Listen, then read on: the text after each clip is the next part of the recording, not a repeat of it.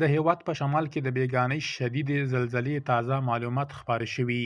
په دغه ځمکلړزه کې تر اوسه څومره کسانو ته مرګ ژوبله اوښتې او څومره کورونو، ځمکو او ودانیو ته یې زیان اړولی.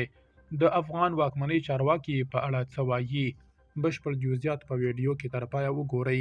پتمنو لیدونکو ستړي مه شئ. د عامې روغتیا وزارت ویاند وایي د هیواد په شمالي په ځانګړي ډول په بلخ او سمنګان کې د تېرې شپې زلزلې له امله څه باندې 20 تنه مړه او 1540 نور ټپیان شوي دي. نوموړي ویلي د زلزلې له امله د مرګ ژوبلې دا شمیرې وروستۍ نه دي او ښایي د مړو او ټپیانو په شمیر کې تر دې هم زیاتوالی راشي.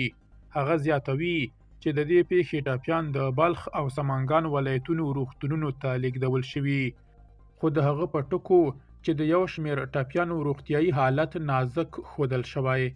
افغان واکمنۍ تر اوسه په بلخ او سمنګان کې د تېرې شپې ویجاړونکې او مرګونې زلزلې له امله د اوښتو مالي زیانونو په تړاو معلومات نه دي ورکړي.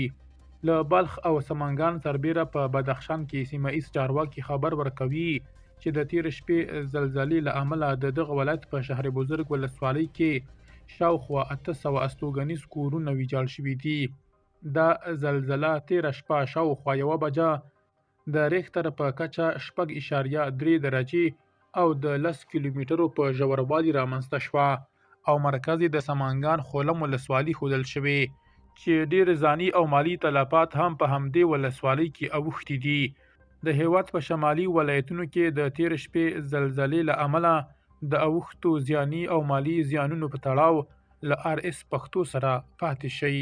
درنو لیدونکو له ملتیا مو مننه.